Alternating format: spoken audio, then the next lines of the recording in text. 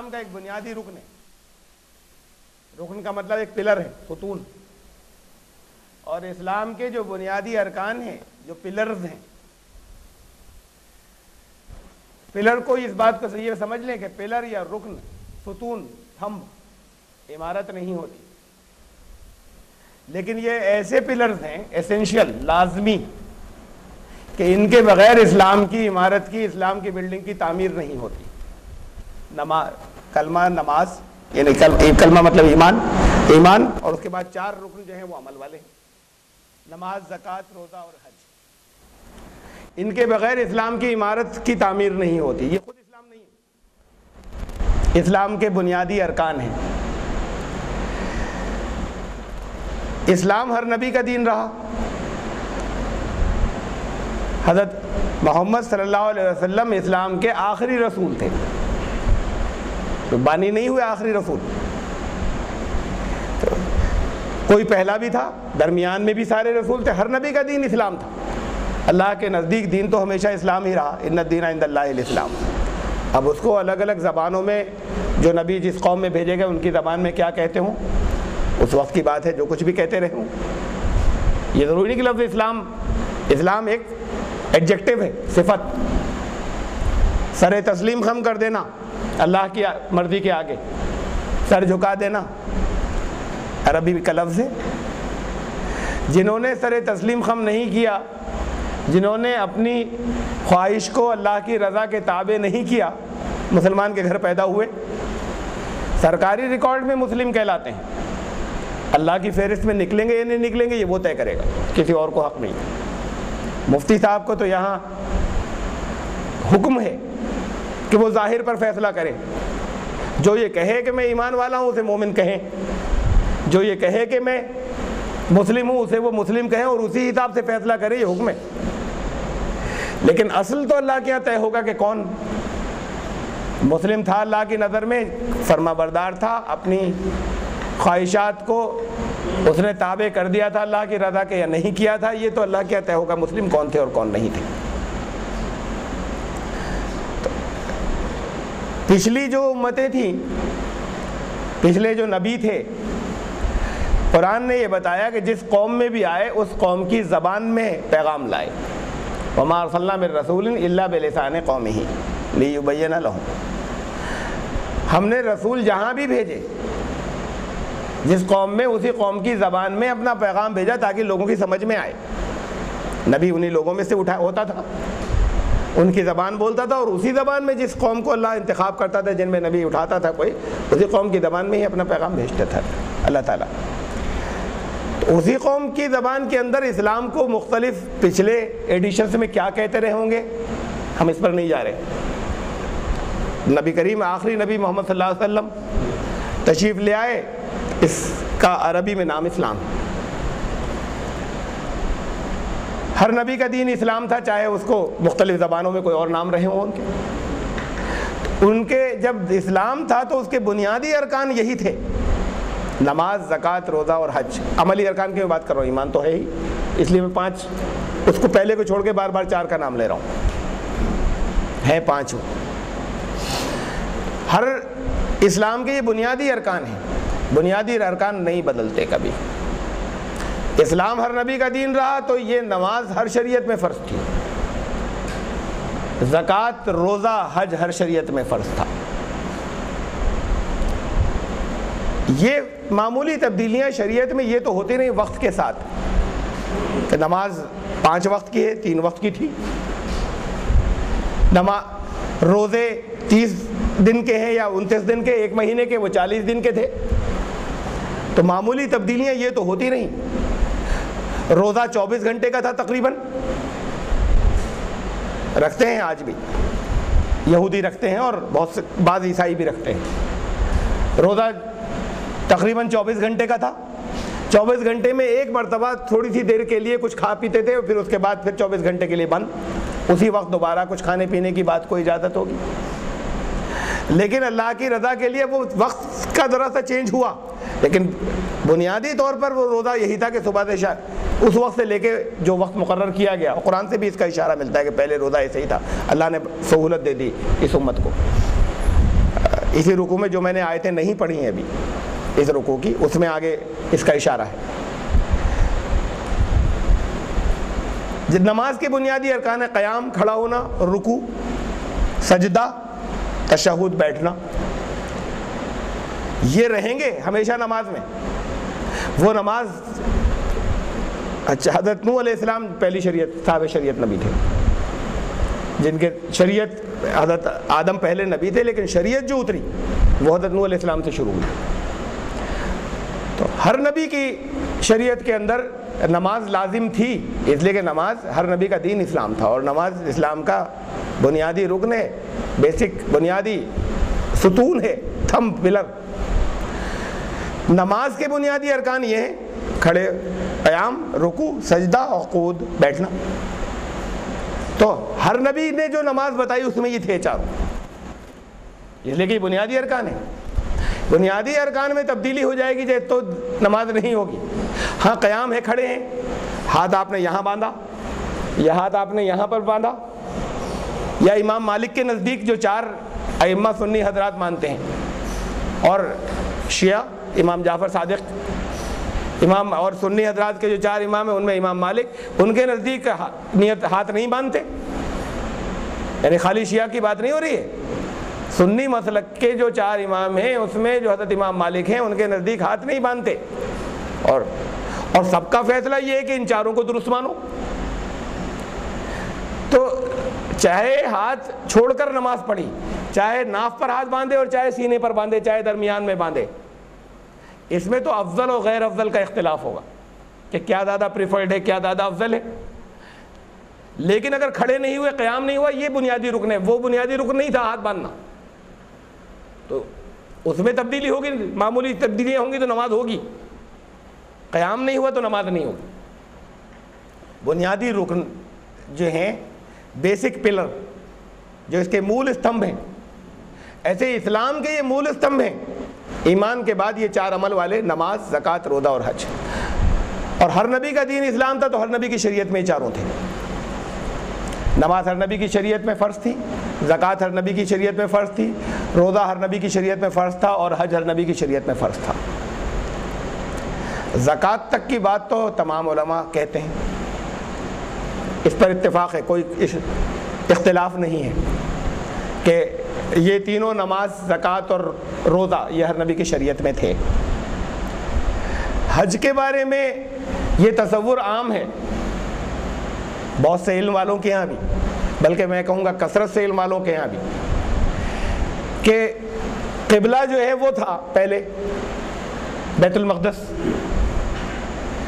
تو پچھلے نبیوں کی شریعت میں یہ حج نہیں تھا۔ یہ جب بنیادی ستون ہے، جب یہ مول استمبھ ہے، تو ہر نبی کی شریعت میں تھا۔ ارے پہلے نبی حضرت آدم علیہ السلام، روایات میں ہے کہ انہوں نے ہندوستان سے، چونکہ ہندوستان میں اتارا گیا تھا، ہندوستان سے پیدل چل کر 40 حج کیے، تو پہلے نبی تو حج کر رہے ہیں، جبکہ اتنے دور ہیں اور آنے جانے کے سادھن اور ذرائع آج کے دور کے جو نہیں تھے۔ قرآن کہتا ہے اِنَّ أَوَّلَ بَيْتٍ وُضِعَ لِلنَّاسِ سے لَلَّذِي بِبَكَّةَ مُبَارَكًا، جو پہلا کنسٹرکشن ہوا ہے، پہلا گھر جو تعمیر ہوا ہے اس روئے زمین پر، وہ تھا کعبہ۔ تو پہلے انسان نے تعمیر کیا ہوگا جب وہ پہلا کنسٹرکشن تھا، تو حضرت آدم نے تعمیر کیا، حدیثوں میں بھی یہی ہے۔ حضرت ابراہیم نے تو تعمیر نو ریکنسٹرکٹ کیا، اس کو جب تباہ ہو گیا تھا، اس کی بنیادیں بھی غائب ہو گئی تھیں، تو حضرت جبریل کی پوائنٹ آؤٹ کرنے پہ، نشاندہی پہ، اس کو انہی بنیادوں پہ ریکنسٹرکٹ کیا۔ اس زمین پر سب سے پہلے حضرت آدم نے تعمیر کیا تھا اسے۔ حدیث بھی یہ کہتی ہے، قرآن بھی یہ کہتا ہے، یعنی قرآن یہ کہتا ہے سب سے پہلی تعمیر تھی، تو ظاہر پہلا انسان کرے گا۔ سوال کیا صحابہ نے کہ یا رسول اللہ پھر اس کے بعد دوسری، یہ پہلی تھی، دوسری عبادت گاہ کب اور اگلی مسجد کب تعمیر ہوئی، کون سی تھی؟ رسول اللہ صلی اللہ علیہ وسلم نے بتایا بیت المقدس۔ دریافت فرمایا کہ صحابہ نے دریافت کیا کہ یا رسول اللہ کتنا وقفہ ان دونوں کے بیچ میں؟ فرمایا 40 سال۔ اس کے 40 سال بعد وہ تعمیر ہوا تھا، وہ بھی حضرت آدم کا۔ حضرت سلیمان علیہ السلام حضرت داؤد یا حضرت سلیمان کے ہاتھوں تعمیر نہیں ہو، وہ بھی ریکنسٹرکٹ کیا تھا انہوں نے، تعمیر نو تھی، ریکنسٹرکشن تھا، حضرت آدم نے تعمیر کیا تھا۔ اب بات یہ آ رہی ہے اس جگہ پر، میں اس کو ضمنی اس سے ذرا سا رمضان اور روزوں سے اور اس آیت سے بات ذرا سی ہٹ گئی، لیکن ضروری ہے سمجھنے کی۔ عبادات یہ چاروں ارکان کی بات آ رہی ہے، اس میں ایک حج کی، چونکہ کہا جا رہا ہے کہ روزے پچھلی شریعت میں فرض تھے، سارے ارکان فرض تھے، حج کے بارے میں اختلاف ہے، تو اسے بھی ذرا سا درمیان میں سمجھتے چلیں۔ سوال کرتے ہیں بہت سے غیر مسلم، ادھر ہی کیوں منہ کرتے ہیں سارے لوگ؟ بھئی ادھر کیوں منہ کرتے ہیں، قبلے کی طرف کیوں منہ کرتے ہیں؟ پہلی بات، اصل جواب تو یہ ہے کہ مرکزیت کے لیے، ساموہکتا کے لیے، کانگریگیشن کے لیے، اجتماعیت کے لیے، کہ سب ایک طرف متفق، یہ نہ ہو کوئی ادھر کوئی ادھر کوئی ادھر، اجتماعیت پیدا ہو، ساموہکتا، مرکزیت، تو ایک مرکز دے دیا گیا۔ اب یہ نہیں دیا جاتا، کوئی اور مرکز بتا دیا جاتا تو تم کہتے ادھر ہی کیوں منہ کرتے؟ کہیں دے دیا جاتا، فرض کیجئے کہ یہ نہ ہوتا، کسی اور جگہ ہوتا، یہاں کے بجائے یہ مرکز جو ہے کہیں روس میں بتا دیا جاتا کہ ادھر منہ کرو، تو پھر یہ سوال کرنے والے تو اس وقت بھی کرتے تھے ادھر ہی کیوں؟ بھئی جہاں حکم دے دیا گیا وہاں کرو، بات ختم، یہ قبلہ ہے۔ یہ تو ہے اس کا آسان جواب ایک، لیکن بات یہ ہے کہ اللہ کا کوئی فعل حکمت سے خالی نہیں ہے، اس کے پیچھے بھی وجہ ہے کہ یہی کیوں، یہ تو اپنی جگہ پہ حکم ہے، حکم ہے اس لیے، لیکن وہ حکم اللہ کا کوئی بغیر فائدے یا بغیر مشیت کے اور بغیر ضروری ہوئے کوئی حکم نہیں ہے۔ قبلہ صرف یہی ہو سکتا تھا اور کوئی قبلہ نہیں ہو سکتا، کعبہ۔ طواف کیوں کرتے ہیں؟ یہ چکر لگانے کیا چیز ہے؟ کوئی رسمیں ہو رہی ہیں اور مذاہب کی طرح کی کہ جا رہے ہیں اور 7 چکر لگا رہے ہیں، چکروں سے کیا ہو رہا ہے؟ ارے یہ کعبہ جو ہے یہ اینٹ پتھر کی دیواروں کا نام نہیں ہے، اینٹ پتھر کی دیواریں تو بدلتی رہی ہیں، ٹوٹتی رہیں، بنتی رہیں، سیلاب سے عمارت کو نقصان پہنچا، پوری گرا دی گئی پھر بنا دی گئی۔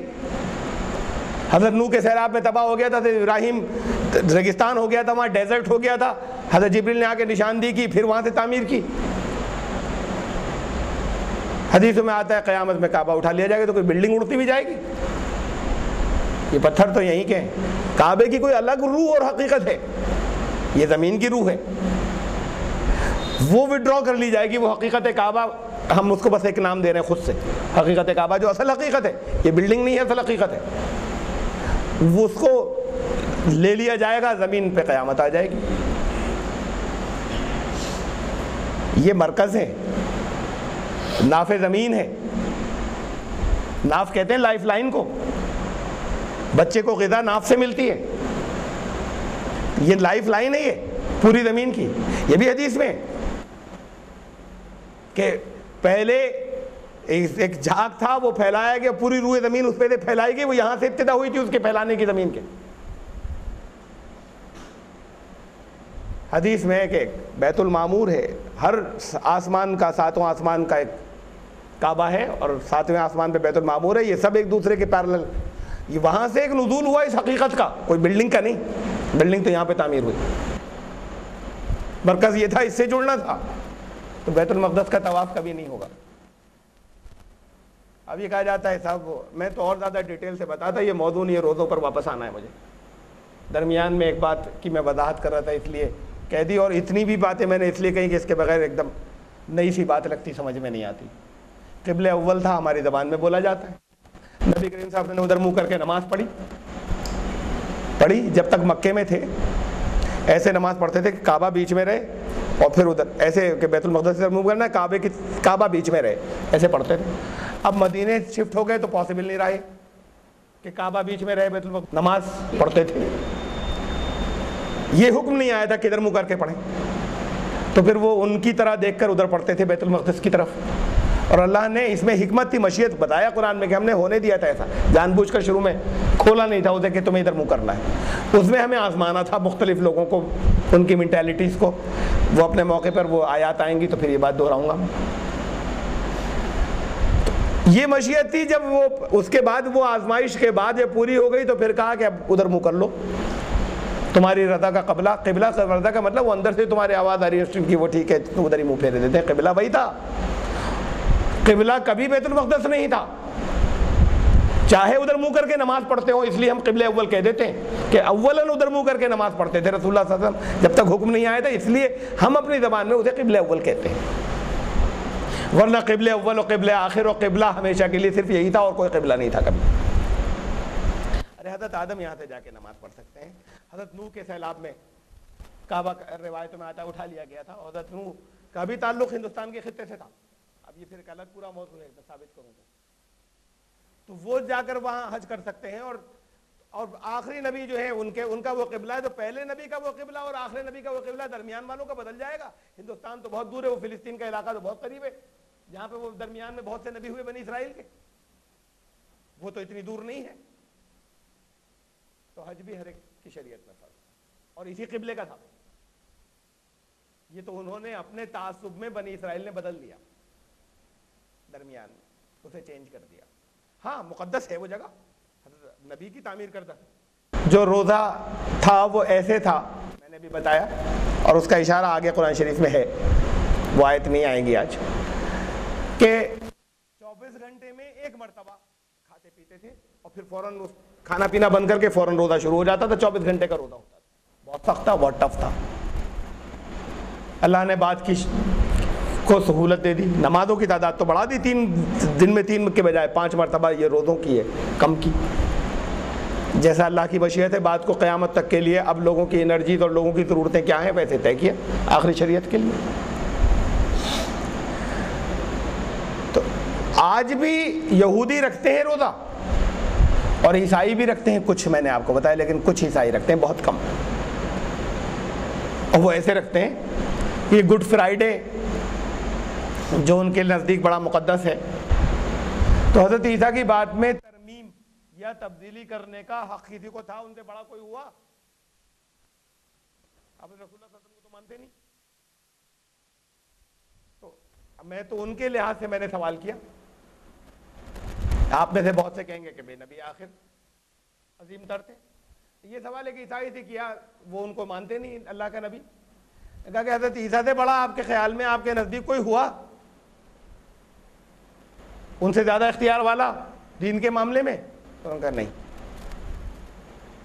تو میں نے کہا جب نہیں ہوا کوئی تو کسی کو کیا یہ حق تھا کہ اس میں ان کی بتائی ہوئی باتوں میں کو تبدیل کر دے، چینج کر دے؟ چینج تو وہ جو حکم دے کے گئے ہیں اور وہ جو کہہ کے گئے ہیں اس کو چینج تو وہ کر سکتا ہے جو ان سے زیادہ اختیار والا ہے اور ان سے زیادہ افضل ہو اور ان سے زیادہ بڑا ہو، اور وہ کوئی نہیں کر سکتا۔ تو انہوں نے کہا ٹھیک کہہ رہے ہیں آپ۔ میں کہا میں یہ جاننا چاہتا ہوں کہ حضرت عیسیٰ نے تو 40 روزے لگاتار رکھے تھے، یہ تبدیلی کس نے کی کہ 6 دن کے بعد 1 دن گیپ؟ یہ چینج کس نے کیا؟ کون حضرت عیسیٰ سے بڑا تھا؟ آپ کی پوری اس کے اندر جو بات کو جو گزرے جن کو آپ بڑا مقدس مانتے ہیں، حضرت عیسیٰ سے بڑا کون نکلا تھا؟ چاہے نہیں رکھے، تو ان کی بات میں تبدیلی کرنے کا، چینج کرنے کا، ترمیم کرنے کا رائٹ کس کو تھا؟ ان سے بڑا کون گزرا ہے؟ مجھے یہ نام بتائیے آپ کے یہاں۔ تو انہوں نے کہا کوئی نہیں گزرا۔ تو میں نے کہا کسی کو حق نہیں ہونا چاہیے چینج کرنے کا، یہ آپ کیا کر رہے ہیں؟ اس کا مجھے جواب دیجئے کہ یہ کس نے کیا ہے اور کیوں اس پر عمل جاری ہے، اور کیوں آپ واپس جس کسی نے بھی کیا وہ ٹھیک نہیں کرتے کہ حکم تو وہ تھا؟ تو وہ بڑے کنفیوز ہوئے، کہنے لے اس کا جواب، ایمانداری سے کہا اس کا جواب تو نہیں ہے میرے پاس، اس کو تو پھر آپ نے آج ایک بات کہی ہے تو ہم اپنے بڑے پادریوں کی کاؤنسل میں رکھیں گے اور اس پر بات کریں گے، میں جواب آپ کو نہیں دے سکتا۔ یہ قرآن نے کہا کہ یہ سب پر فرض کیے گئے تھے، ہمیں خاص طور سے مرد والی، تو تمہیں مشکلوں میں نہیں ڈالنا تھا کہ تمہیں بھوکا رکھے اور کوئی اللہ کی رضا مل رہی ہے۔ آگے کہا ہے کہ اللہ تمہارے لیے مشکلات نہیں پیدا کرنا چاہتا، تمہیں سہولت دینا چاہتا ہے۔ تو یہ پسندیدہ نہیں ہے بات کہ نہیں آتی سمجھ میں، اصل میں سمجھانے کی بات یہ ہے بزرگوں کو، اور آپ سمجھ لیں آپ بھی کبھی آپ عمر زیادہ ہو اور اس وقت ذرا سا ابھی اتنے اب یہ ہوتا ہے کہ بھائی اب تو ذرا سا دین کی پر عمل زیادہ کریں گے، اصل میں تو دین پر عمل کرنے کی جو اجر اور ثواب ہے وہ اصل میں تو اس عمر میں ہی ہے زیادہ، لیکن بہرحال اب یہ ہوتا ہے کہ نظر آنے لگتا ہے کہ زندگی ختم ہو گئی، عملی زندگی نہ پتہ کس وقت آنکھ بند ہو جائے، یہ تو اب بھی احساس ہونا چاہیے۔ اس وقت زیادہ ہوتا ہے. تو اب یہ ہوتا ہے کہ اب نہیں چھوٹ رہے روزے ہر چیز پر عمل کا, اور بیمار ہیں اور ڈاکٹر کہہ رہا ہے کہ اس وقت بہت سخت ضرورت ہے کہ یہ روزہ نہ رکھیں, بہت نقصان پہنچ جائے گا, وہ کہتے ہیں ہم رکھیں گے. یہ نہیں ہے, اللہ کے نزدیک پسندیدہ بات نہیں ہے. جس کام کے لیے جن لوگ عام لوگوں کو جن چیزوں کی جن سے کہا گیا تھا کہ تم رکھو, اس کے اندر اللہ نے کہا کہ جو یہ ایسا ہے وہ اس کی گنتی بات کو پوری کر لے. اگر بات کو مریض نہیں ہے تب, بات کو سفر ختم ہو گیا تب. اور اس لیے چونکہ اللہ نے یہ رعایت دی تو کوئی کسی سے یہ بھی نہیں کہے کہ آپ کا سفر تو بڑا آسان تھا, آپ کو رکھنا چاہیے تھا. جب ایک اجازت اللہ نے دی ہے, کوئی اگر نہیں رکھتا تو آپ کچھ نہ کہیں, آپ کو حق نہیں کہنے کا. جو اس اجازت کا استعمال کرتا ہے بات کو پورے کر لے گا. تم میں سے جو مریض ہو یا بیمار ہو وہ گنتی بات کو پوری کر لے. وعلی الذین یطیقونہ فدیۃ طعام مسکین. اب یہ بڑی آیت ایسی آ رہی ہے کہ جس کا میں ترجمہ کروں گا اور وہ جو اس کے معنی ہے اس پر عمل نہیں ہوتا. اور یہاں پر میں جو کچھ بیان کروں گا بہرحال اس میں عام طور جو تصور ہے اہل علم کا اس سے بات اختلافی ہے. میں تو اپنے ثبوت رکھوں گا, آپ اسے دیکھیے گا, غور کیجیے گا. ترجمہ پہلے میں پڑھ دوں اس حصے کا جو ابھی پڑھا اس آیت. وعلی الذین یطیقونہ فدیۃ طعام مسکین. اور پھر جن میں اس کی طاقت ہے, یعنی گنتی بات کو پوری کر لیں. تو اب جن میں اس کی طاقت ہے گنتی پوری کر لینے کی بات کو, جن میں نہیں ہے, بیمار لگاتار چل رہے نہ کریں. جن میں اس کی طاقت ہے کہ وہ گنتی پوری کر لیں, وہ ان کے لیے فدیہ بھی ہے کہ ایک مسکین کو کھانا کھلا دیں. فمن تطوع خیرا فهو خیر اللہ. نیکی بڑھا دیں تو اور اچھا ہے, ایک کے بجائے کئی کو کھلائیں, لیکن ایک روزے کے بدلے ایک مسکین کو کھانا کھلا دیں. وان تصوموا خیر لکم. لیکن بہتر یہ کہ روزہ رکھیں, تمہارے لیے بہتر یہ کہ روزہ ہی رکھتے تم بجائے کھانا کھلانے کے. اگر طاقت اور استطاعت تھی, جو عذر جس عذر کی وجہ سے اللہ نے اجازت دی تھی اس عذر کی وجہ سے اگر چھوٹ گیا ہے تو پورا کرنے کے بجائے قرآن کہتا ہے فدیہ بھی دے سکتے ہیں, لیکن بہتر یہ ہے کہ فدیہ مت دو, روزہ رکھنا. وان تصوموا خیر لکم ان کنتم تعلمون. اگر تمہیں علم ہو تو تمہارے لیے بہتر یہ ہے کہ تم روزہ رکھو, تم اگر جانتے کہ بھلائی کس میں ہے. اب اس کے بعد ایک اور آیت ہے, اس میں بھی اس کا کچھ حصہ دہرایا گیا ہے کہ اگر مریض ہو اور بیمار ہو تو, مریض ہو اور مسافر ہو تو روزہ بات کو رکھ سکتے ہو. وہاں بات کو دوبارہ اس بات کو نہیں دہرایا گیا, فدیے والی بات کو. تو اب بڑی تعداد جو ہے علماء کی وہ تو یہ کہتی ہے کہ یہ آیت یہ والی ہے جو ہم نے ابھی پڑھی, جس کا میں نے ابھی ترجمہ کیا, وہ کہتے ہیں یہ آیت وہ جو اگلی آیت آ رہی ہے اس سے منسوخ ہو گئی. اگلی آیت سے یہ آیت منسوخ ہو گئی. منسوخ کا مطلب جانتے ہیں آپ لوگ, ریپیل. منسوخ کا مطلب آپ پڑھیں گے ضرور, عمل نہیں کریں گے. اس سے اگلا حکم جو آ رہا ہے وہ اس نے اس حکم کو منسوخ کر دیا. اس حکم پر عمل نہیں کریں, اگلے پہ کرنا. بڑی تعداد نے تو یہ کہا. ابھی پھر شاید وہ آیات گزر چکی ہیں, میں نے منسوخی پہ یہاں بہت بحث کی تھی, گزری یا نہیں گزری مجھے کوئی, لیکن پھر ضرورت ہے اس وقت اس بات کو دہرانے کی. یہاں بہت سے لوگ اس میں نہیں تھے, بڑی اہم بات ہے, اور پھر دہرانے کی ضرورت ہے. قرآن کا ایک شوشہ بھی منسوخ نہیں ہوا. اب میں اس کے بارے میں کچھ ابھی کہوں گا. کچھ لوگ کم ہیں, ان کی تعداد بہت کم ہے لیکن ہیں, اور بڑے درجے کے علماء ہیں. کچھ لوگ یہ کہتے ہیں کہ قرآن میں کچھ بھی منسوخ نہیں. تو اب وہ کیا کریں جب یہاں پر ہے کہ اس کی فدیہ, تصور یہ بنا چلا آ رہا ہے کہ نہ فدیہ وہ نہیں دے سکتے جو رکھ سکتے تھے, عذر کی وجہ سے چھوٹے, جو عذر قرآن نے بتایا تھا. اب بات کو قرآن یہ کہہ رہا ہے فدیہ بھی دے سکتے ہیں. بہتر یہ کہ روزہ رکھے لیکن فدیہ دے سکتے ہیں. تصور یہ بن کر چلا آ رہا ہے کہ نہ فدیہ نہیں دے سکتے, روزہ رکھنا ہوگا. تو اب وہ جو کہہ رہے ہیں کہ منسوخ نہیں, کچھ کو تو منسوخ ماننا پڑا اسے, چونکہ تصور یہ ہے کہ نہیں دے سکتے. تو اس آیت کو منسوخ ماننا پڑ گیا۔ اب جو یہ عقیدہ رکھتے ہیں کہ نہیں منسوخ تو کچھ بھی نہیں ہوگا قرآن میں، ان کے لیے مشکل پیش آئی، انہوں نے اس کے معنی الٹے کر لیے، ریورس۔ بہت سی تفسیر و بہت سے ترجمے میں ملیں گے آپ، اکثریت میں نہیں، کم میں، مثلا مولانا آزاد کی تفسیر میں اس کے معنی الٹے ملیں گے، بعض اور مترجمین کے ٹرانسلیٹرز کے اس کے معنی الٹے ملیں گے۔ وعلی الذین یطیقونہ، اور ان لوگوں پر جو اس کی طاقت رکھتے ہیں، یہ ہوا اس کا ترجمہ، انہوں نے ترجمہ کر لیا اس کا، اور ان لوگوں کے لیے جو اس کی طاقت نہیں رکھتے، یعنی بیمار تھے اور مسافر تھے اور بعض کو طاقت بھی نہیں تھی، وہ فدیہ دے دیں۔ تو لا یطیقونہ نہیں ہے جو طاقت نہیں رکھتے، ہے یطیقونہ جو اس کی طاقت رکھتے ہیں۔ اس میں انہوں نے اس کا ترجمہ ریورس الٹا کر لیا، اور ترجمے میں لکھا ہوا جو اس کی طاقت نہیں رکھتے، اور انہوں نے بہت پھیر سے نکالے یہ معنی۔ اب ابھی آپ لوگ شاید کوئی جانتا ہوگا، زیادہ تر لوگ اس میں سے نہیں جانتے، تو انہوں نے پھیر سے اس کے معنی لکھائے یطیقونہ، اس میں جو اس کی طاقت رکھتے ہیں۔ اس کو انہوں نے بہت گھما پھرا کے نکالے کہ جن کو اس میں طاقت لگانی پڑتی ہو، بڑی مشقت جن کو اس میں پڑ جاتی ہے، یعنی طاقت نہیں رکھتے، یعنی اس کو یوں کر کے اس کے معنی نکالے یہ کہ جن کو اس میں بہت طاقت لگانی پڑ جاتی ہے، یہ کام کرنے میں بڑی مشقت کرنی پڑ جاتی ہے، یعنی جن کو جو اس کی طاقت نہیں رکھتے۔ اب یہ بڑی ہیر پھیر کی بات ہوئی کہ صاف صاف تو کہا جا رہا ہے جو اس کی طاقت نہیں رکھتے، اس کو گھما کر ایسے نکالے کہ اس کے معنی یہ ہو جائے کہ جو اس کی طاقت نہیں رکھتے، کہا جا رہا ہے جو اس کی رکھتے ہیں۔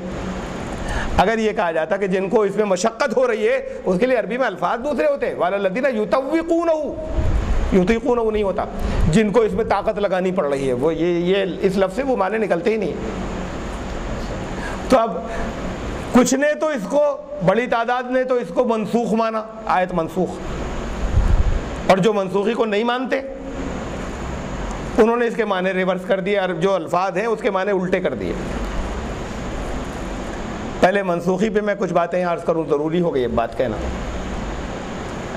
اس لیے کہ اس میں سے کم لوگ تھے اس وقت موجود جب وہ قرآن شریف کی آیات آئی تھیں، جہاں پر یہ بحث آئی تھی کہ قرآن میں کچھ بھی منسوخ نہیں۔ پہلے عقلی دلیلوں کی بات ہو جائے، کامن سینس کی۔ علماء کا ایک بہت سی آیتوں کو منسوخ مانتی ہے، بڑی تعداد ہے علماء کی جو قرآن کی بہت سی آیتوں کو منسوخ مانتی ہے، صرف یہی نہیں بہت سی آیتیں اور کہ یہ اب منسوخ ہو گئی۔ منسوخ کا مطلب پریکٹیکلی یہ ہے کہ پڑھیے گا ضرور، تلاوت ضرور کیجیے گا، یعنی آپ قرآن سے نکال نہیں سکتے کہ اگلا چھاپیں تو بھئی اس کو نکال دیں، نہ، ایک حرف بھی نہیں نکالا جائے گا، یعنی تلاوت تو ہے اس کی باقی لازم، لیکن عمل ہرگز مت کرنا۔ منسوخ کا مطلب یہ ہے کہ آپ اس پر عمل مت کرنا، پڑھنا، تلاوت کرنا۔ قرآن شریف کی کون سی آیت ایسی ہے کہ جسے پڑھنا تو لازم ہے اور لیکن یہ بھی حکم ہے کہ عمل ہرگز مت کرنا اس پر؟ اگر ایسی کچھ آیات ہوتی تو اس کو تو نبی بتا کر جاتے کہ یہ آیتیں ہیں، ان کو پڑھتے رہنا، عمل مت کرنا۔ نبی کے بعد دنیا میں کسی کو یہ حق نہیں پہنچتا کہ غور و فکر کر کے کہے کہ ان آیتوں پہ عمل مت کرنا۔ ایک بھی حدیث نہیں ہے، پیغمبر نبی کریم صلی اللہ علیہ وسلم نے کسی ایک آیت کے بارے میں یہ نہیں کہا کہ یہ منسوخ ہو گئی، اس پر اب عمل مت کرنا۔ تو بعد میں چاہے وہ جتنے بڑے بزرگ ہو، چاہے جتنے بڑے عالم ہو، کسی کو یہ حق نہیں پہنچتا کہ اپنی عقل سے یہ طے کرے کہ ان آیتوں پہ اب عمل مت کرنا۔ اگر کچھ آیتیں منسوخ ہوگی، اللہ کے نبی نے دی تھی، اللہ کا کلام ہم کو، وہ سب ہمارے لیے عمل کرنے کے لیے تھا۔ اگر کچھ آیتیں کہیں ایسی ہوئی تو بڑی عجیب بات ہے کہ ہوں گی، لیکن اگر کوئی ہوتی ہیں ایسی کہ جن کے بارے میں یہ ہوتا ہے کہ پڑھو تو لیکن اب عمل مت کرنا، تو وہ بھی نبی ہی کہہ کر جاتے کہ بھئی پڑھ لینا، تلاوت کرنا، عمل مت کرنا ان پر۔ اور جب انہوں نے کسی آیت کے ایک کے بارے میں بھی ایک لفظ نہیں فرمایا تھا تو پھر بات کو کسی کو حق نہیں کچھ آیتوں کو منسوخ کر دیں۔ کیوں منسوخی کی ضرورت پیش آتی ہے؟ بھئی کوئی دین کو بگاڑ تھوڑے رہے ہوں، نیک نیتی کے ساتھ میں جو باتیں کہہ رہے ہیں وہ ایمانداری اور نیک نیتی سے کہہ رہے ہیں۔ آپ لوگوں کا دین بگاڑنے کے لیے نہیں کہہ رہے، جو کہہ رہے ہیں منسوخ ہو گئی، انہوں نے سچ مچ ایسے ہی سمجھا، لیکن کیوں سچ مچ ایسے سمجھ لیا انہوں نے؟ اتنی بڑی بات کہ نبی نے نہیں کہی اور ہم طے کر رہے ہیں کہ اس پہ عمل مت کرنا۔ منسوخی تو تبھی ہوگی جب تضاد آ جائے گا, کنٹراڈکشن آ جائے گا, ورودابھاس ہو جائے گا. ایک بات, اس گلاس کا پانی پینا, اس گلاس کا پانی ہرگز مت پینا, یہ دو الگ الگ باتیں, الٹی ایک دوسرے سے, ورودابھاس ہے, تضاد ہے. ایک تو یہ کہ دو گلاس رکھیں, میں کہہ رہا ہوں اس گلاس کا پانی پینا, اس کا یہ مطلب نہیں کہ اس کا مت پینا. کوئی نکالے تو نکالے, لیکن ڈائریکٹ ٹکرا نہیں رہی بات. لیکن ایک یہ کہ میں کہوں اس گلاس کا پانی پینا اور پھر ایک دوسرا کا اس گلاس کا پانی ہرگز مت پینا, اب یہ دو باتیں ایک ساتھ عمل نہیں ہو سکتا دونوں پہ. ایک پر عمل کریں گے دوسرے کے خلاف ہو جائے گا, دوسرے پہ, اس پہ دوسرے کی بات پہ عمل کریں گے پہلے کے خلاف ہو جائے گا. تو جو باتیں میوچولی کنٹراڈکٹنگ ہوتی ہیں, ورودابھاس ہوتا ہے, ان میں سے ایک چیز کو منسوخ کرنا پڑ جائے گا کہ نہ یہ غلط, یہ کرنا. ایک کو غلط کہنا پڑ جائے گا, ایک کو کینسل کرنا. تو منسوخ تو تب کرنا پڑے گا کہ تب اگلی آیت آ گئی, اگلا حکم آ گیا, اس سے پچھلا حکم منسوخ ہو گیا. تو یہ تب ہوگا جب پچھلا حکم جو ہے وہ متضاد آئے, ورودابھاس آئے, میوچولی کنٹراڈکٹنگ آئے اگلا حکم, کہ دونوں پہ ایک ساتھ عمل کرنا ممکن ہی نہیں ہے. اب اگلا حکم آ گیا, اس پر کریں یا اس پر کریں, تو انہوں نے کہا یہ منسوخ. تو جو لوگ منسوخی کو مانتے ہیں اصل میں قرآن میں کنٹراڈکشن مانتے ہیں, کہ قرآن میں باہم تضاد ہے. یعنی اس بات کو سوچا نہیں انہوں نے, بات کہاں تک جا رہی ہے. اور قرآن خود یہ کہہ رہا ہے وَلَوْ كَانَ مِنْ عِنْدِ غَيْرِ اللَّهِ لَوَجَدُوا فِيهِ اخْتِلَافًا كَثِيرًا. اس کے تو اللہ نے فرمایا کہ اس کے اللہ کے کلام ہونے کی بہت بڑی دلیل ایک یہ ہے کہ اس میں تمہیں کہیں کنٹراڈکشن نہیں ملے گا, کوئی دو باتیں ایک دوسرے سے ٹکراتی نہیں ملیں گی, اس میں ورودابھاس نہیں ملے گا, اس میں تمہیں تضاد نہیں ملے گا. اگر یہ غیر اللہ کی طرف سے ہوتا وَلَوْ كَانَ مِنْ عِنْدِ غَيْرِ اللَّهِ لَوَجَدُوا فِيهِ اخْتِلَافًا كَثِيرًا, تو تمہیں اس میں بڑے ورودابھاس, بڑے کنٹراڈکشن, بڑے تضاد ملتے اگر یہ غیر اللہ کی طرف سے ہوتا. وہ انجیلوں میں ملیں گے بہت تضاد, آپ کو ویدوں میں مل جائیں گے تضاد, آپ کو توریت میں اور پچھلی کتابوں میں بائبل کی ساری بہت سے تضاد ملیں گے. ایک خدا کو مان کے یہ بھی کہا جا رہا ہے خدا ایک ہے, اور یہ بھی کہا جا رہا ہے, اس طرح کی باتیں بھی آ رہی ہیں جس سے یہ نکالا جائے کہ وہ انہوں نے نکال لیا کہ تین ہیں. تو کنٹراڈکشن اور تضاد تمہیں وہاں ملیں گے بہت. قرآن یہ کہہ رہا ہے, یہ بات اللہ نے فرمائی کہ اس کی تمہیں کوئی دو آیتیں ایک دوسرے سے ٹکراتی ہوئی نہیں ملیں گی. جب 23.5 سال میں مختلف احکامات آ رہے ہیں تو انسان کی یادداشت ہے, بعض جگہ سلپ ہو جائے گی, بات بھول جائے گا, گڑھنے والا اور پچھلی بات سے ٹکراتی ہوئی بات آ جائے گی. یہ اللہ کا کلام ہے, اور اس کے اللہ کا کلام ہونے کا ثبوت یہ ہے کہ اس میں تمہیں کہیں کنٹراڈکشن, تضاد یا ورودابھاس نہیں ملے گا. کوئی ایک آیت دوسرے سے ٹکراتی ہوئی نہیں ملے گی ایک دوسرے کے خلاف. منسوخ تو کرنا ہی تب پڑتا ہے جب ٹکراتی ہیں. جب دو باتیں ہیں اور دونوں ایک دوسرے ٹکراتی ہیں تو کہتے ہیں یہ اب اگلا حکم آ گیا, پچھلا منسوخ, اس لیے کہ دونوں پر ایک ساتھ عمل کرنا ممکن نہیں ہے, تو پچھلا منسوخ ہو گیا. تو منسوخ ہونے کا مطلب یہ ہے کہ قرآن میں آپ تضاد مان رہے ہو, کنٹراڈکشن مان رہے ہیں. بہت سیریس بات ہے. ایک شوشہ ایک حرف بھی منسوخ نہیں ہوا, مطلب نہیں سمجھ سکے تھے. جس بات کو میں یہ کہہ رہا ہوں کہ یہ دو باتیں ہیں, دونوں ایک دوسرے سے ٹکرا رہی ہیں, ٹکرا کر رہی ہیں تو دونوں میں ورودابھاس ہے, اور اگر نہیں ٹکرا رہی ہیں تو کہیں ہمارے سمجھنے کی غلطی ہے. قرآن کی کوئی آیت ایک دوسرے سے ٹکرا نہیں رہی ہے. اللہ نے کہا, میں نہیں دعویٰ کر رہا, یہ اللہ نے فرمایا. تو پھر اگر اس کا مطلب کہیں مفہوم سمجھنے میں کہیں غلطی ہو رہی تھی جسے یہ سمجھ لیا کہ ٹکرا رہی ہیں, اگر مفہوم سمجھنے میں کہیں کمی آئی تھی ان کے کہ یہ سمجھا کہ ان کے آپس میں ٹکراؤ ہو رہا ہے, ورنہ منسوخ نہیں کرنی پڑتی. میں مثال دوں آپ کو.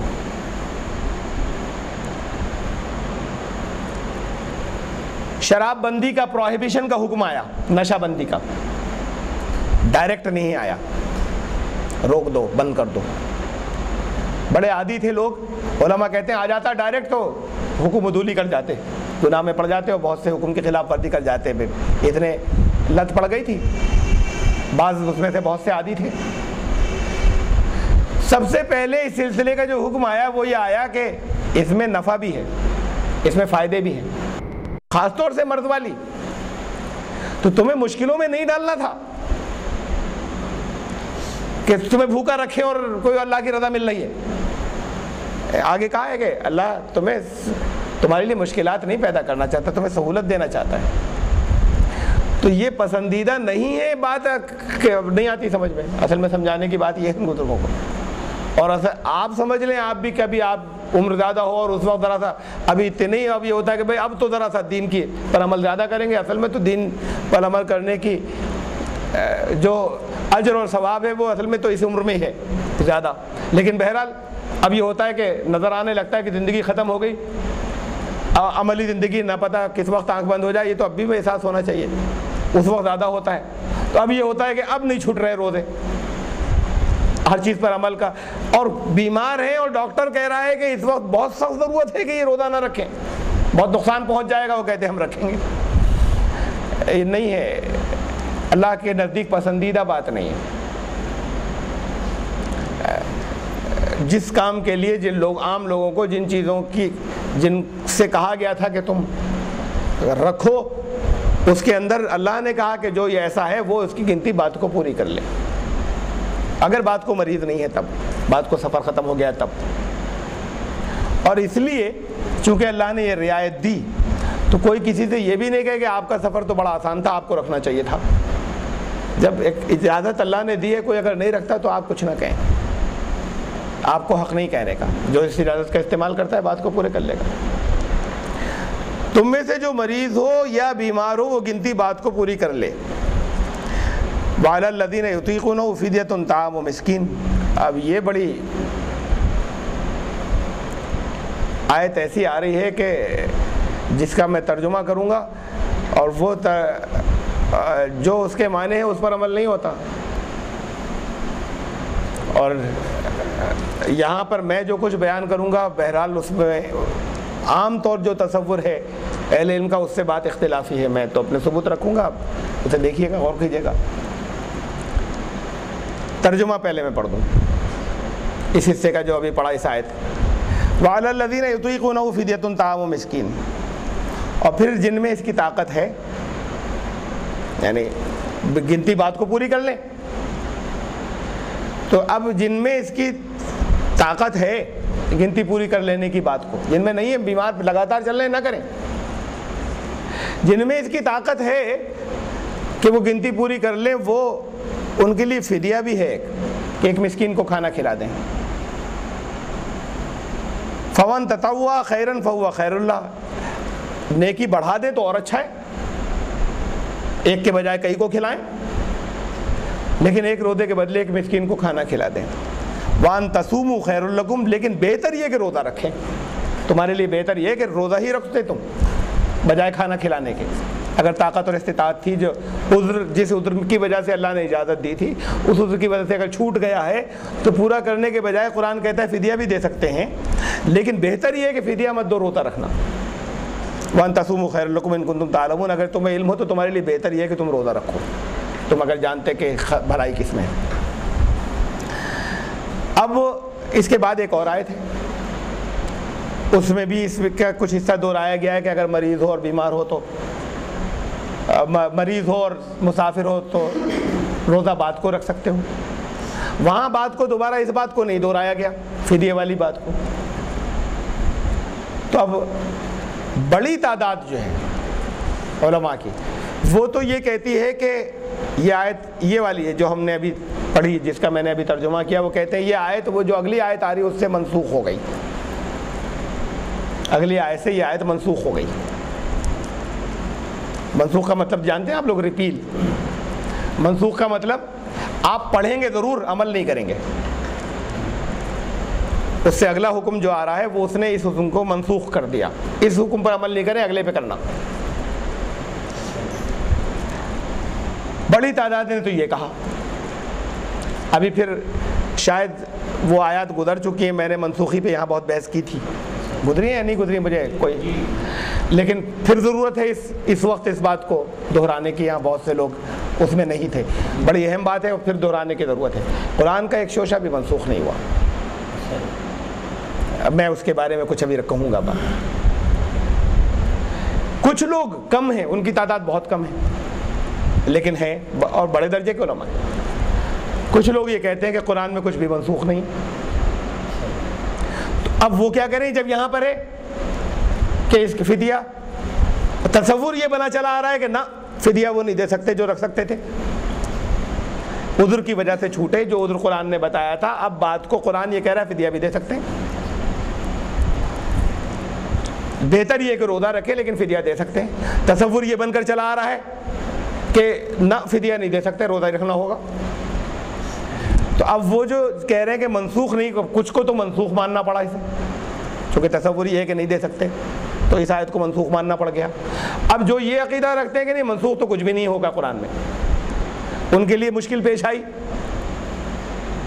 انہوں نے اس کے معنی الٹے کر لیے, ریورس. بہت سی تفسیر و بہت سے ترجمے میں ملیں گے آپ, اکثریت میں نہیں, کم میں. مثلا مولانا آزاد کی تفسیر میں اس کے معنی الٹے ملیں گے, بعض اور مترجمین کے ٹرانسلیٹرز کے اس کے معنی الٹے ملیں گے. وعلی الذین یطیقونہ, اور ان لوگوں پر جو اس کی طاقت رکھتے ہیں, یہ ہوا اس کا ترجمہ. انہوں نے ترجمہ کر لیا اس کا, اور ان لوگوں کے لیے جو اس کی طاقت نہیں رکھتے,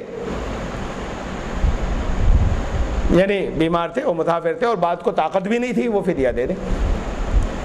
تو لا یطیقونہ نہیں ہے جو طاقت نہیں رکھتے, ہے یطیقونہ جو اس کی طاقت رکھتے ہیں. اس میں انہوں نے اس کا ترجمہ ریورس الٹا کر لیا, اور ترجمے میں لکھا ہوا جو اس کی طاقت نہیں رکھتے, اور انہوں نے بہت پھیر سے نکالے یہ معنی. خبر ابھی آپ لوگ شاید کوئی جانتا ہوگا, زیادہ تر لوگ اس میں سے نہیں جانتے.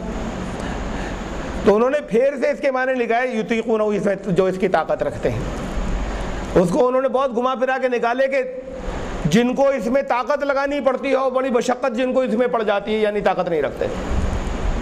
یعنی اس کو یوں کر کے اس کے معنی نکالے یہ کہ جن کو اس میں بہت طاقت لگانی پڑ جاتی ہے, یہ کام کرنے میں بڑی مشقت کرنی پڑ جاتی ہے, یعنی جن کو جو اس کی طاقت نہیں رکھتے. اب یہ بڑی ہیر پھیر کی بات ہوئی کہ صاف صاف تو یہ کہا جا رہا ہے جو اس کی طاقت نہیں رکھتے, اس کو گھما کر ایسے نکالے کہ اس کے معنی یہ ہو جائے کہ جو اس کی طاقت نہیں رکھتے. کہا جا رہا ہے جو اس کی رکھتے ہیں. اگر یہ کہا جاتا کہ جن کو اس میں مشقت ہو رہی ہے, اس کے لیے عربی میں الفاظ دوسرے ہوتے ہیں. وعلی الذین یطوقونہ, یطیقونہ نہیں ہوتا, جن کو اس میں طاقت لگانی پڑ رہی ہے, وہ یہ اس لفظ سے وہ معنی نکلتے ہی نہیں. تو اب کچھ نے تو اس کو, بڑی تعداد نے تو اس کو منسوخ مانا, آیت منسوخ, اور جو منسوخی کو نہیں مانتے انہوں نے اس کے معنی ریورس کر دیے, اور جو الفاظ ہیں اس کے معنی الٹے کر دیے. پہلے منسوخی پہ میں کچھ باتیں عرض کروں, ضروری ہو گئی یہ بات کہنا, اس لیے کہ اس میں سے کم لوگ تھے اس وقت موجود جب وہ قرآن شریف کی آیات آئی تھی, جہاں پر یہ بحث آئی تھی کہ قرآن میں کچھ بھی منسوخ نہیں. پہلے عقلی دلیلوں کی بات ہو جائے, کامن سینس کی. علماء کا ایک بہت سی آیتوں کو منسوخ مانتی ہے, بڑی تعداد ہے علماء کی جو قرآن کی بہت سی آیتوں کو منسوخ مانتی ہے. صرف یہی نہیں, بہت سی آیتیں اور کہ یہ اب منسوخ ہو گئی. منسوخ کا مطلب پریکٹیکلی یہ ہے کہ پڑھیے گا ضرور, تلاوت ضرور کیجیے گا, یعنی آپ قرآن سے نکال نہیں سکتے کہ اگلا چھاپیں تو بھئی اس کو نکال دیں, نہ, ایک حرف بھی نہیں نکالا جائے گا. یعنی تلاوت تو ہے اس کی باقی لازم, لیکن عمل ہرگز مت کرنا. منسوخ کا مطلب یہ ہے کہ آپ اس پر عمل مت کرنا, پڑھنا, تلاوت کرنا. قرآن شریف کی کون سی آیت ایسی ہے کہ جسے پڑھنا تو لازم ہے, اور لیکن یہ بھی حکم ہے کہ عمل ہرگز مت کرنا اس پر؟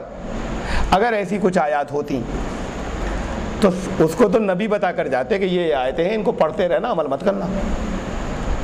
نبی کے بعد دنیا میں کسی کو یہ حق نہیں پہنچتا کہ غور و فکر کر کے کہے کہ ان آیتوں پہ عمل مت کرنا. ایک بھی حدیث نہیں ہے, پیغمبر نبی کریم صلی اللہ علیہ وسلم نے کسی ایک آیت کے بارے میں یہ نہیں کہا کہ یہ منسوخ ہو گئی, اس پر اب عمل مت کرنا. تو بعد میں چاہے وہ جتنے بڑے بزرگ ہو, چاہے جتنے بڑے عالم ہو, کسی کو یہ حق نہیں پہنچتا کہ اپنی عقل سے یہ طے کرے کہ ان آیتوں پہ اب عمل مت کرنا.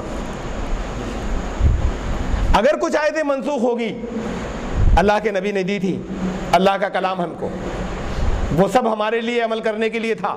اگر کچھ آیتیں کہیں ایسی ہوں, یہ تو بڑی عجیب بات ہے کہ ہوں گی, لیکن اگر کوئی ہوتی ہیں ایسی کہ جن کے بارے میں یہ ہوتا کہ پڑھو تو لیکن اب عمل مت کرنا, تو وہ بھی نبی ہی کہہ کر جاتے کہ بھئی پڑھ لینا, تلاوت کرنا, عمل مت کرنا ان پر. اور جب انہوں نے کسی آیت کے ایک کے بارے میں بھی ایک لفظ نہیں فرمایا تھا, تو پھر بات کو کسی کو حق نہیں کچھ آیتوں کو منسوخ کر دیں. کیوں منسوخی کی ضرورت پیش آتی ہے؟ بھئی کوئی دین کو بگاڑ تھوڑے رہے ہوں, نیک نیتی کے ساتھ میں جو باتیں کہہ رہے ہیں وہ ایمانداری اور نیک نیتی سے کہہ رہے ہیں. آپ لوگوں کا دین بگاڑنے کے لیے نہیں کہہ رہے, جو کہہ رہے ہیں منسوخ ہو گئی. انہوں نے سچ مچ ایسے ہی سمجھا، لیکن کیوں سچ مچ ایسے ہی سمجھ لیا انہوں نے؟ اتنی بڑی بات کہ نبی نے نہیں کہی اور ہم طے کر رہے ہیں کہ اس پہ عمل مت کرنا۔ منسوخی تو تبھی ہوگی جب تضاد آ جائے گا، کنٹراڈکشن آ جائے گا، ورودہ بھاس ہو جائے گا۔ ایک بات، اس گلاس کا پانی پینا، اس گلاس کا پانی ہرگز مت پینا، یہ دو الگ الگ باتیں ہیں، الٹی ایک دوسرے سے، ورودہ بھاس ہے، تضاد ہے۔ ایک تو یہ کہ دو گلاس رکھیں، میں کہہ رہا ہوں اس گلاس کا پانی پینا، اس کا یہ مطلب نہیں کہ اس کا مت پینا، کوئی نکالے تو نکالے لیکن ڈائریکٹ ٹکرا نہیں رہی بات۔ لیکن ایک یہ کہ میں کہوں اس گلاس کا پانی پینا اور پھر ایک دوسرا کا اس گلاس کا پانی ہرگز مت پینا، اب یہ دو باتیں ایک ساتھ عمل نہیں ہو سکتا دونوں پہ۔ ایک پر عمل کریں گے دوسرے کے خلاف ہو جائے گا، دوسرے پہ اس پہ دوسرے کی بات پہ عمل کریں گے پہلے کے خلاف ہو جائے گا۔ تو جو باتیں میوچولی کنٹراڈکٹنگ ہوتی ہیں، ورودہ بھاس ہوتا ہے، ان میں سے ایک چیز کو منسوخ کرنا پڑ جائے گا کہ نہ یہ غلط، یہ کرنا، ایک کو غلط کہنا پڑ جائے گا، ایک کو کینسل کرنا۔ تو منسوخ تو تب کرنا پڑے گا کہ تب اگلی آیت آ گئی، اگلا حکم آ گیا، اس سے پچھلا حکم منسوخ ہو گیا، تو یہ تب ہوگا جب پچھلا حکم جو ہے وہ متضاد آئے، ورودہ بھاس آئے، میوچولی کنٹراڈکٹنگ آئے اگلا حکم، کہ دونوں پہ ایک ساتھ عمل کرنا ممکن ہی نہیں ہے۔ اب اگلا حکم آ گیا، اس پر کریں یا اس پر کریں، تو انہوں نے کہا یہ منسوخ۔ تو جو لوگ منسوخی کو مانتے ہیں اصل میں قرآن میں کنٹراڈکشن مانتے ہیں کہ قرآن میں باہم تضاد ہے، یعنی اس بات کو سوچا نہیں انہوں نے بات کہاں تک جا رہی ہے۔ اور قرآن خود یہ کہہ رہا ہے وَلَوْ كَانَ مِنْ عِنْدِ غَيْرِ اللَّهِ لَوَجَدُوا فِيهِ اخْتِلَافًا كَثِيرًا۔ اس کے تو اللہ نے فرمایا کہ اس کے اللہ کے کلام ہونے کی بہت بڑی دلیل ایک یہ ہے کہ اس میں تمہیں کہیں کنٹراڈکشن نہیں ملے گا، کوئی دو باتیں ایک دوسرے سے ٹکراتی نہیں ملیں گی، اس میں ورودہ بھاس نہیں ملے گا، اس میں تمہیں تضاد نہیں ملے گا۔ اگر یہ غیر اللہ کی طرف سے ہوتا وَلَوْ كَانَ مِنْ عِنْدِ غَيْرِ اللَّهِ لَوَجَدُوا فِيهِ اخْتِلَافًا كَثِيرًا، تو تمہیں اس میں بڑے ورودہ بھاس، بڑے کنٹراڈکشن، بڑے تضاد ملتے اگر یہ غیر اللہ کی طرف سے ہوتا۔ وہ انجیلوں میں ملیں گے بہت تضاد، آپ کو ویدوں میں مل جائیں گے تضاد، آپ کو توریت میں اور پچھلی کتابوں میں بائبل کی ساری بہت سے تضاد ملیں گے۔ ایک خدا کو مان یہ بھی کہا جا رہا ہے خدا ایک ہے، اور یہ بھی کہا جا رہا ہے، اس طرح کی باتیں بھی آ رہی ہیں جس سے یہ نکالا جائے کہ وہ انہوں نے نکال لیا کہ تین ہیں۔ تو کنٹراڈکشن اور تضاد تمہیں وہاں ملیں گے بہت۔ قرآن یہ کہہ رہا ہے، یہ بات اللہ نے فرمائی کہ اس کی تمہیں کوئی دو آیتیں ایک دوسرے سے ٹکراتی بھی نہیں ملیں گی۔ جب 23.5 سال میں مختلف احکامات آ رہے ہیں تو انسان کی یادداشت ہے، بعض جگہ سلپ ہو جائے گی، بات بھول جائے گا، گڑھنے والا اور پچھلی بات سے ٹکراتی ہوئی بات آ جائے گی۔ یہ اللہ کا کلام ہے اور اس کے اللہ کا کلام ہونے کا ثبوت یہ ہے کہ اس میں تمہیں کہیں کنٹراڈکشن، تضاد یا ورودہ بھاس نہیں ملے گا، کوئی ایک آیت دوسرے سے ٹکراتی بھی نہیں ملے گی ایک دوسرے کے خلاف۔ منسوخ تو کرنا ہی تب پڑتا ہے جب ٹکراتی ہیں۔ جب دو باتیں ہیں اور دونوں ایک دوسرے ٹکراتی ہیں تو کہتے ہیں یہ اب اگلا حکم آ گیا پچھلا منسوخ، اس لیے کہ دونوں پر ایک ساتھ عمل کرنا ممکن نہیں ہے، تو پچھلا منسوخ ہو گیا۔ تو منسوخ ہونے کا مطلب یہ ہے کہ قرآن میں آپ تضاد مان رہے ہو، کنٹراڈکشن مان رہے ہیں، بہت سیریس بات ہے۔ ایک شوشہ ایک حرف بھی منسوخ نہیں ہوا، مطلب نہیں سمجھ سکے تھے۔ جس بات کو میں یہ کہہ رہا ہوں کہ یہ دو باتیں ہیں، دونوں ایک دوسرے سے ٹکرا رہی ہیں، ٹکرا کر رہی ہیں تو دونوں میں ورودہ بھاس ہے، اور اگر نہیں ٹکرا رہی ہیں تو کہیں ہمارے سمجھنے کی غلطی ہے۔ قرآن کی کوئی آیت ایک دوسرے سے ٹکرا نہیں رہی ہے، اللہ نے کہا، میں نہیں دعویٰ کر رہا، یہ اللہ نے فرمایا۔ تو پھر اگر اس کا مطلب کہیں مفہوم سمجھنے میں کہیں غلطی ہو رہی تھی جسے یہ سمجھ لیا کہ ٹکرا رہی ہیں، اگر مفہوم سمجھنے میں کہیں کمی آئی تھی ان کے کہ یہ سمجھا کہ ان کے آپس میں ٹکراؤ ہو رہا ہے، ورنہ منسوخ نہیں کرنی پڑتی۔ میں مثال دوں آپ کو،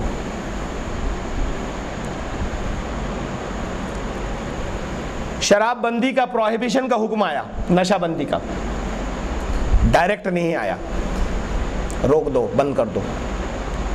بڑے عادی تھے لوگ، علماء کہتے ہیں آ جاتا ڈائریکٹ تو حکم عدولی کر جاتے، گناہ میں پڑ جاتے اور بہت سے حکم کی خلاف ورزی کر جاتے، اتنے لت پڑ گئی تھی، بعض اس میں سے بہت سے عادی تھے۔ سب سے پہلے اس سلسلے کا جو حکم آیا وہ یہ آیا کہ اس میں نفع بھی ہے، اس میں فائدے بھی ہیں۔